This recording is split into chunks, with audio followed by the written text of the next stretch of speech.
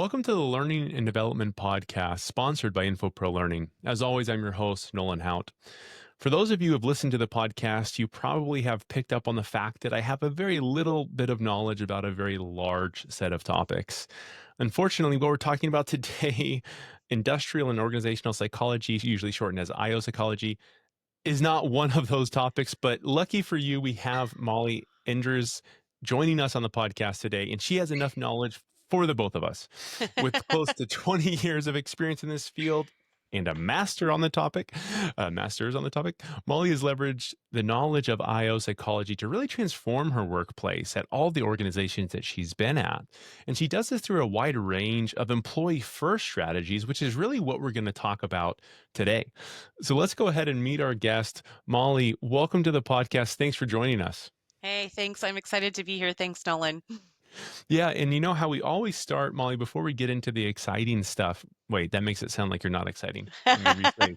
And I Before we am. get into the topic at hand, Molly, we first just like to do a tiny bit of background on you. Like, how did you get into this field? What drew you to corporate training and L&D and leadership? Tell us your origin story. Yeah, and I'll try to make it brief because I could go on. I love storytelling. So, way back in the day, I was dead set on I wanted to be a fourth grade elementary school teacher.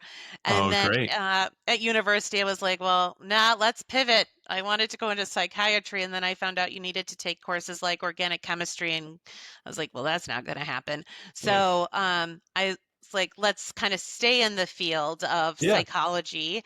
And I found that I didn't really want to go into clinical psychology, but I still wanted something to do with some kind of connection to human behavior. Yeah. And I kind of fell into IO psychology. It Hmm. was fairly new at the time. I was one of six people in my Oh, master's program, so very, very niche. But I think that's what made it exciting because a lot of people were curious about, well, what does this mean? Like it wasn't very well understood as much as clinical psychology or child yeah, for psychology. sure. It is about psychology and business in humans in business, and that there's a relationship there. And for a long time, I don't think organizations understood the power of what that meant. And so as we, are uncovering that, the the scholastic piece just kind of fell into my lap and really kind Mm. of helped me understand of like, wow, there is power here and how we leverage human skills in business. And it just kind of spiraled from there. I worked in higher ed for a while out of university and then found my way into an incredible organization and just remained curious to uncover all things related to employee engagement. And that's what just kind of set me down this path. It's sad because sometimes when I talk to younger professionals, I'm like, I know you're supposed to have a career plan, but mine was really, really loose. So just kind of go where your energy and your passion is. Don't say no to opportunities that you think you could grow from. And yeah, here I am 20 years later. Yeah, I mean, I don't know if it's wonderful advice or not. Because I share the same with people. I'm like, listen, I'm somebody who doesn't have a vision board. I understand that I should have a vision board. Hmm. That's cool. Like, I should be cool. I don't. Yeah. So I feel your pain. What's interesting to me though is that you mentioned, so you wanted to start off as in child education, elementary education. What is it that you think drew you to education as a broad term? Like, were your parents teachers, or did you have a great teacher, or did you have a terrible teacher and you wanted to do better? I do feel very fortunate. I had amazing teachers, and it's funny, like I remember the ones from grade school, middle school got a little bit funky, but I attribute that just to being a weird teenager. And Yeah. in high school, I kind of remember it as well, but not all of them great. So I think there was something very special about my elementary school years. My dad worked in manufacturing and he printed books Whoa. and would Cool. bring home books for us to read. And I would use them and create lesson Mm. plans for all of my stuffed animals and my brother and sister. And I think, I mean, I was just like so excited about like writing on with chalk and banging erasers. Like I thought I had it all figured out. I was so enamored by teaching. And so I get to do that now in the world of adult learning, Yeah. which I think is kind of funny. And I've had a lot of reflective moments like you. I was like, maybe I should have a vision board about this, but I don't know if I'm that organized to be able to put one together. But there's been a series of events that I've uncovered of like, oh yeah, like I always had a classroom set up downstairs and would bring my brother and sister in for lessons during the summer and like try to teach them all of my worldly knowledge at the age of 8, right? So there was always something that was going on in the background that was like leading me to, I think, where I am today. Wow, that's wonderful. Thank you for sharing that. And so today, as I mentioned at the beginning, really what we're going to be talking about is this idea of an employee first strategy. But we're going to have the byline of how we're leveraging IO psychology to do so. And to start with, I have to admit, I didn't know what the I or the O. I knew what the O stood for. I did. I was like, I know the O is organizational, but I don't know what the I is. I think I thought Mm-hmm. it was institutional, I think is what I thought. It's That's a good guess. industrial. In case you didn't know, it's industrial. um, so aside from just being able to say what it is, which is the extent of my knowledge, tell us a little bit about the idea of IO psychology and why you'd like today it is such an important topic. Yeah. So if I look at like the academic definition, it's the scientific study and application of psychological principles to understand and improve human behavior in the workplace. And that can range from how the workplace is set up Hmm. to the processes and operating model in your workplace. And it focuses not only on individuals, but also the organizational and the group dynamics as well. Um, in real life terms, I think of IO psychology as a superpower that blends data and psychology of human behavior. Um, and I think that's where science meets some interesting art because every employee life cycle moment, if you think about talent attraction through recruiting and onboarding and the way that we retain and develop our employees, the way that we manage performance, even the way that we offboard individuals, if we think about how we want to achieve certain outcomes as an organization, and we put that through the lens of understanding and meeting the needs and expectations of our employees, we optimize that so much more. We have Mm. greater impact in both how we meet the needs of the employees and meet the needs of the organization as well. Yeah, and it's interesting. I actually I feel like, and this may be connected. I had a friend in college that had wanted to get into. I swear it was like the lighting of a building and like the colors of a building. Yeah. Now, is that environmental psychology, or is that fall within that bucket of like how the decor is set up and the lighting? Does that fit into that bucket as well? It definitely does, especially on the industrial side of the IO equation. Oh, right. How your workplace is set up, the dynamics of the flow of the workplace. Does it optimize collaboration over individual contribution? Does it support the lighting and ergonomics people need in order to function Yeah, yeah. without harm, to optimize their well-being? So there's a lot of different interesting factors, and we've seen this come to life. I don't know, 10, 12 years ago, there was this trend starting of open concepts and Yeah, yeah. treadmills in the office, Yeah, right? yeah. For And all of sure. that was really kind of focused on the employee engagement, employee well-being, and allowing individuals to kind of show up in a way that optimized how they could deliver their work, instead of just being so narrowed in like the typical kind of cubicle approach. Yeah, and it's so fascinating. I think a lot of people's first instinct when they hear things like that, like, oh, the lighting has an impact on the employees, or the culture has an impact, or like, the stress. I think a lot of people like to think of it as like a woo-woo kind of thing. Hmm. And I think and I can even remember like these interviews of the Google campus so many years ago where they're like, "Oh, look at how weird they are. Like they spent millions on soft lighting or whatever it was." And they were just being like as this expense. But then if you look at where we are today, there's been mass adoption to it, Yeah. right? I think people have realized like, oh, and I think the interesting thing is you mentioned it couldn't really be more outside of the woo-woo fields because it is a science. It's Mm-hmm. actually like a science.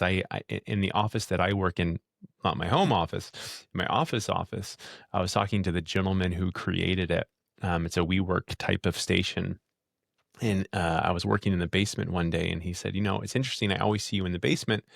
I designed the main level to be vibrant, bright, but then for those that have longer days, can get a headache from being in such like a Mm-hmm. vibrant space for so long. So I actually created this basement. It's actually a speakeasy. It's a really cool That's office awesome. park. Anybody that ever comes to Northern Idaho, Coeur d'Alene, let me know. Hit me up on LinkedIn. I'll give you a tour. It's the coolest WeWork space you have ever seen. But anyways, so he had said, down here, it gives your mind a little bit of a rest and you just kind of can Mm-hmm. focus a little bit more. And it's really interesting. So, and we can then see that today, really, why that is so important, right? Because I feel like we are being assaulted by more than just light. Yeah. It's not, Yes. it's not just light, but that light is also changing. Like the things that are assaulting us are not what they used to be, and the constant barrage of things is so like we were talking right before this call, Molly, about how the volatility has just gone up and kind of how that makes people change their decision making principles. Yeah. So absolutely can understand why now more than ever this is an important thing to understand because the rules have certainly changed. We've adopted remote policies. We've allowed people to work digitally. We now have to be on camera every stinking call of every day, Mm-hmm. which I don't love. Um, but we haven't really, I think, stopped and taken a look at this psychology of what does this new work life balance look like and how do we help. So with that, one of the things that Molly, you were talking about was this idea of creating an employee first strategy and how that can Mm-hmm. actually help drive many of these things in the right direction. Can you talk a little bit about when you say an employee first strategy that leverages IO psychology, broadly speaking, like what are we talking about here? Yeah. So, and I think the application can look different depending on the industry, but for me, it is about at the essence, we tend, especially in HR, we get really excited about processes and we Yeah. get really excited about programs. And we do that usually because somebody from on high is saying, we need a process to do X, Y, Z. And we measure ourselves on, we implemented it and it was great. And we pat ourselves on the back. But when we step back and we identify, is that what the employees needed? Is that helping the employees, their development, their growth, their energy that they're bringing into the Mm, organization, how they're connecting to the culture? Um, did we really set out what we were trying to do? Did we really achieve that? And there we would be hard pressed to find any organization right now that is completely automated and done by yeah. robots. There's still humans that are doing tasks. They're leading people. They're bringing talents and skills into these organizations. Um, and so when we are able to create these environments where people are feeling the safety that they can bring their Mm, whole selves to work, when we are thinking about how we optimize performance, how we look at operational efficiency, how we drive whatever it is that your organization delivers or whatever your mission of the organization is, when you have an optimal employee experience, they are able to contribute more fully to achieve those outcomes. And so whenever we're thinking about processes, we're looking at the data that our people readily give us all the time through engagement surveys, exit interviews, one-on-one conversations with leaders like there is enough that we can gather from our employees to say what they truly want, what they truly value, what they truly need from their organization. Um, and it's so important more than ever, right? Because our employees have choice. They Yeah. have so many choices about where they can end up, and how long they want to stay, and how long they're placing value in that organization. There's a number of different things now that can contribute to the employee experience. So why not set our processes and our programs in place with putting them first? Because they're the ones that are the talent that are doing the everyday work day in and day out. Yeah, and I firmly believe that I saw a post that said, is training dead or something like that. And it was by a training person. Of course, it was clickbait to say no, it's not. But um, I needed to put my 2 cents in there, so I did.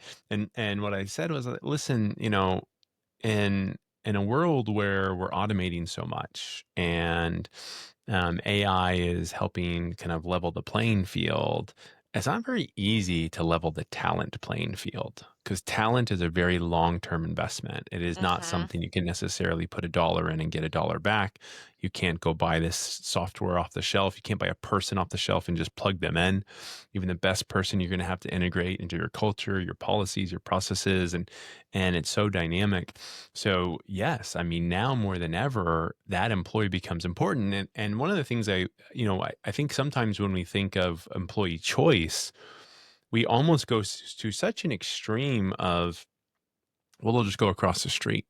But I think if we really looked at it, if an employee doesn't bring their best, that actually is where you're probably losing the most value in your organization Yeah. that you never really know. If after, Molly's boss is checked out for the day, um, she also checks out, you're losing productivity in a major way. It doesn't Absolutely. necessarily always mean that the employee chooses to walk across the street and make the same amount of money. It means that they're just doing a half-ass job, Mhm. or they're like leaving their ideas behind because they know, hey, if I speak up now, I'm gonna get my neck chopped. I don't want to do that. So, really, really interesting, and it gave me a kind of parallels to this idea. I was watching or listening to some NPR article from a billion years ago, and it was about how this town in Japan had like designed their streets, and it was designed uh, for the safety of children to like walk around. Mm. And they said that when they like started implementing fire trucks, they created a fire truck, but they realized that the fire truck was like getting stuck because it couldn't make those tight Yeah, turns. of course. And instead of making the roads wider, they made the truck smaller because it was important to them to have their children first. And it was just talking about obviously the dynamic between that and then here, where we both are in the United States. I mean, my street is incredible. Right out front of my house, it's 40 miles an hour. It's super wide. It's not designed for the safety of my children. I can tell you that for sure. I don't Yeah. know what it's designed for, but it's not that. So all these things are important, and they all make a big difference in the long term. So, what are some of these? If we can all agree that yes, it is important, what does it look like? What does an employee first strategy look like? And I'm sure there's a huge strategy, but what are maybe Yeah. some components of the strategy that would tell you, yeah, I'm heading in the right direction here? I think the data that you collect helps you to prioritize where your efforts are going to be. So whether that's, you've seen spikes in your turnover or you've seen decreases in your employee engagement. Yep. Even things like employee well-being. Yeah. Recently I read the other day, that well-being intelligence is an emerging leadership competency. That's the I don't first know time what I've that read that. means. Well-being. Well-being intelligence, the ability to tap Oh, in to like whether understand your people are what doing well or not. Yeah, like the exactly. data.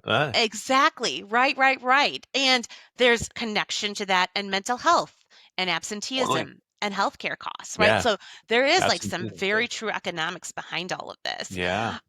So I think you have to kind of pick where your focus area is going to be, but let the data be the one that's Mm, influencing where you're going to prioritize. So if you see spikes in your turnover, for example, is it at the team level? Is it connection or lack of connection to the business that the employees are mm, leaving? They're just like they don't feel a part of the mission, or their values don't align, or they're seeing and hearing things that are different compared to the experiences and the behaviors that they feel are being recognized and rewarded. Um, Unpacking that to yeah. begin tackling those things one step at a time. Because if you try to boil the ocean, everything's going to be a priority and nothing's going to be a priority. Or you may realize that there's just slight tweaks that you need to do. Maybe you're seeing high turnover in one particular function, and it is due to the leaders of that function, or it is due to some sort of toxicity in that environment because of the team. And there's something there that is driving that. It may not be across the entire organization. Um, Things that we can focus on in the well-being like world too are constantly evolving and shifting, where looking at recognition and rewards models. What does Hmm. that look like? I was talking with Huge. somebody just last night, and we said, are our current recognition and rewards programs in any company, are they going to be enough to draw in future generations? There's Yeah. some of these organizations are saying you're here with us for 10 years and you get extra 2 days of vacation. 10 years is a lifetime Yeah. to new generations coming into the workplace, right? Nobody's going to get that extra 2 days of vacation. And is that what people are motivated by? Yeah, I mean, I've been here 10 years. You give me 2 days. I don't even take I don't even know how many I have, to be honest with you, because I'm so invested in, like, I can't, I'm not that person. There's Yeah. no value to me. Give me those days. I don't know what I'd do with them. Yeah. Yeah.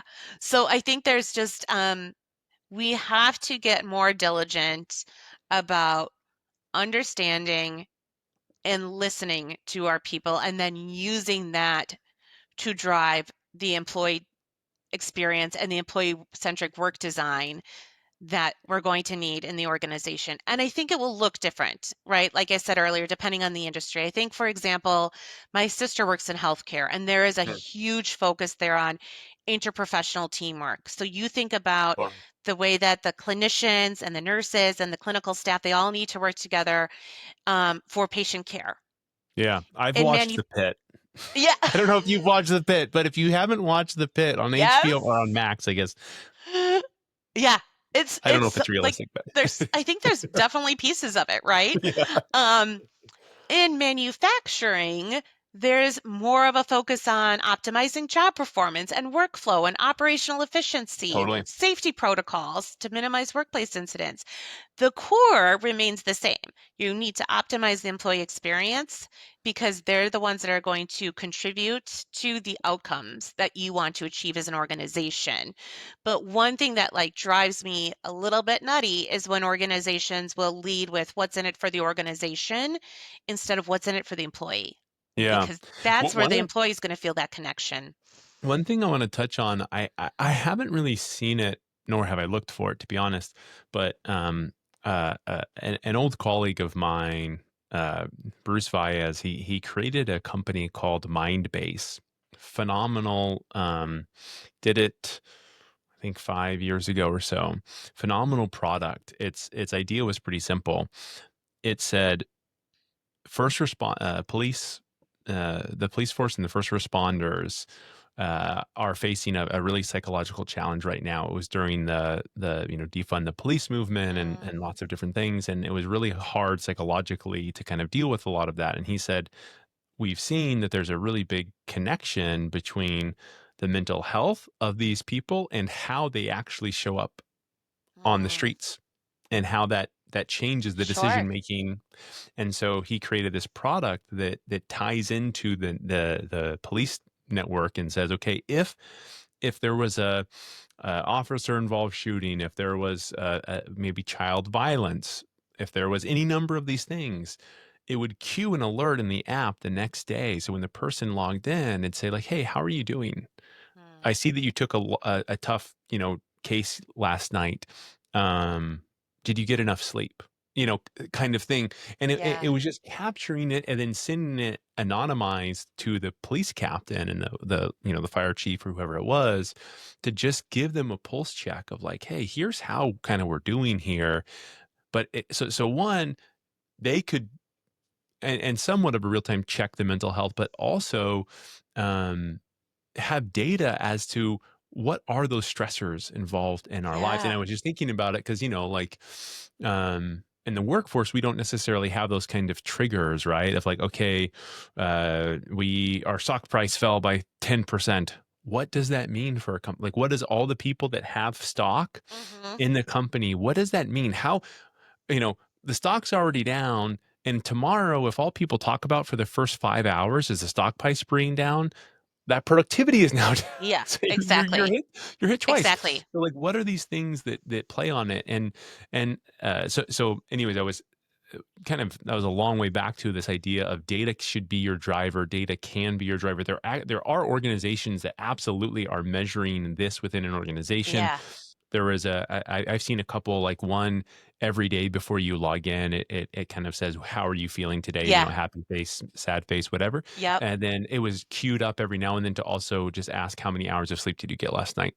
Yeah. And send that Exactly. in like as just two baseline. So there's a lot of data you can capture. There's companies that actually just specialize in that.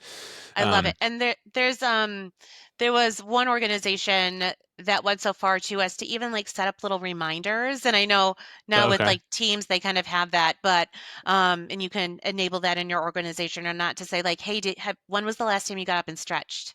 Yeah, When was the yeah. last time you took a water Super break? important. Super So important. important, right? And I think after so many years, there is this like movement now that, oh my gosh, these people are not just the workers that come in and walk through the door and then do their job and leave.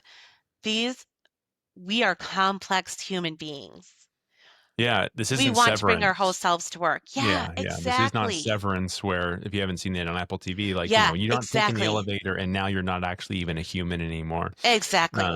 So one of the things you talked on is the idea that, where the investment in your people trickles down. And I think, we're kind of all tired of hearing trickle down economic. I think we're kind of heard that to death.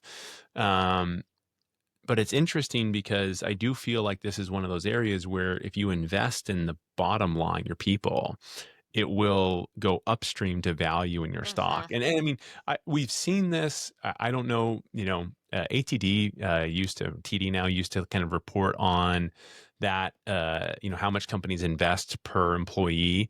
And then there was a correlation done between the stock price of those companies and their investment. It was always a positive correlation. It was like the more you Yeah. spend, the higher your stock price, the higher your performance.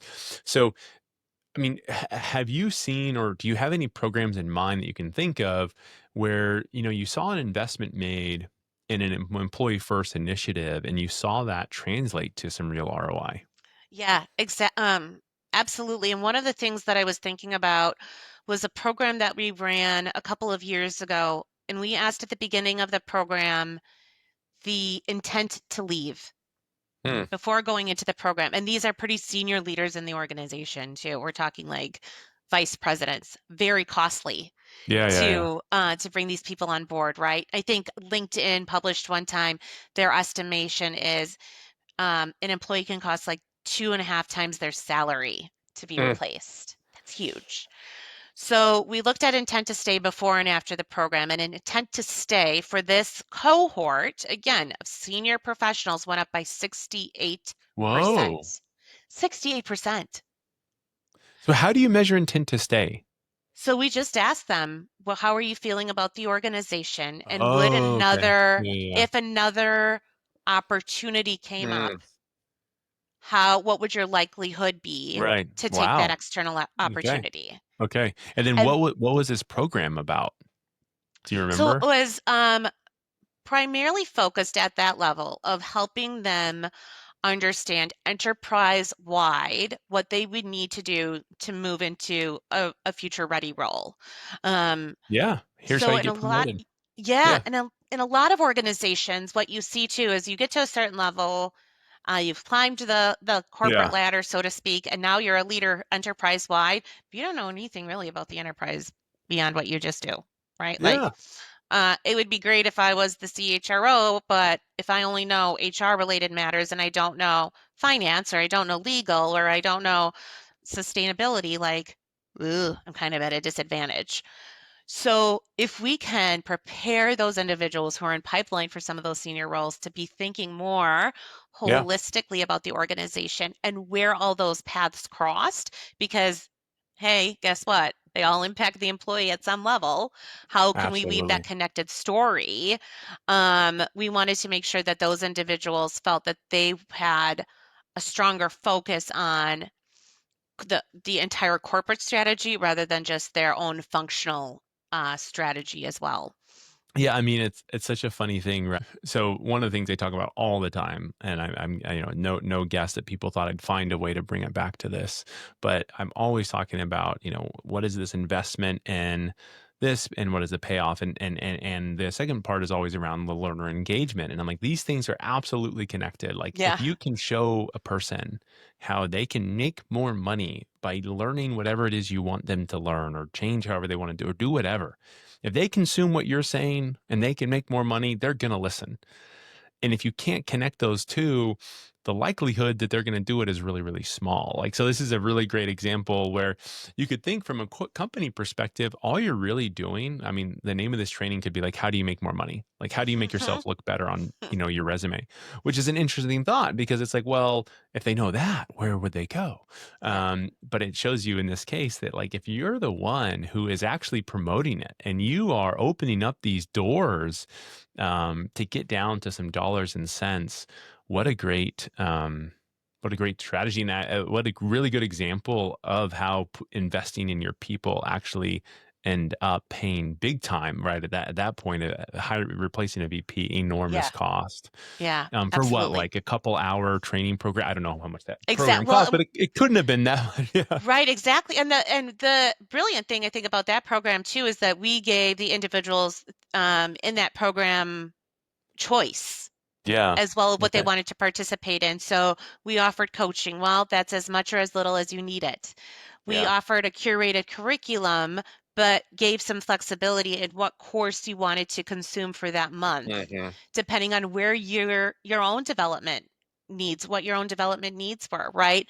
So I think there's a lot of ways that we can play around, especially I mean, with my learning and development hat on, to say, there can be these grand solutions, Yep. yes, but if when I got to it, I was like, well, if would I really put like a strategy person through a whole course on strategy if this is what they've been doing for 30 years? Like, or maybe they need one on, XYZ. Right. So allowing some of that flexibility as well to like really think about the employee experience or the learner experience and that, to be more specific in that situation.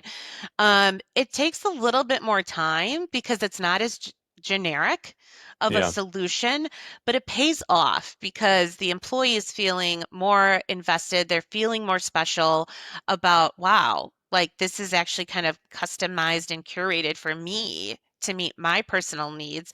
And it's going to end up in dividends down the road when that individual gets promoted into a new role. Yeah, I mean, so not only was the course itself focusing on how to improve their value, but the design of the program was very personalized as well. Yeah. And that's really the trick, right? How do you one, tell them that it's valuable, and then when they decide to make that decision to do it, how do they make it valuable specifically to me? Yeah.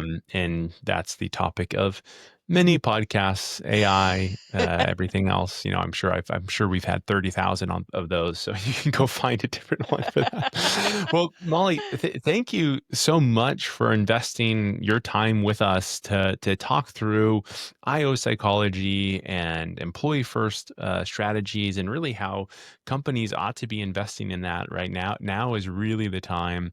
I appreciate you Mhm. sharing with us. It's been great. Yeah, absolutely. Thanks again for having me. I mean, this world is evolving really, really quickly. And there are a lot of great things about AI, and there's a lot of scary things about AI.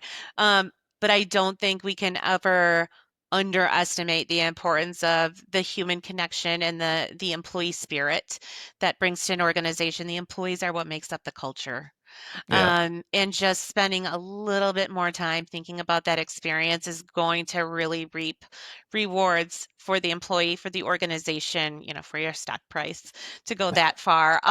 But pay attention to that because the employees talk. They talk within Sure. the organization. They talk once they leave the organization. Yeah. Like brand ambassadorship is real, and so the dedication to that and it just takes a little bit more work at the end of the day, but it really pays off. Totally. Well, thank you, Molly, for sharing that with us. Yeah, And thank you. maybe we'll have you on again to talk about some of those other initiatives. Thank you so much, Molly. Perfect. Sure. Thank you.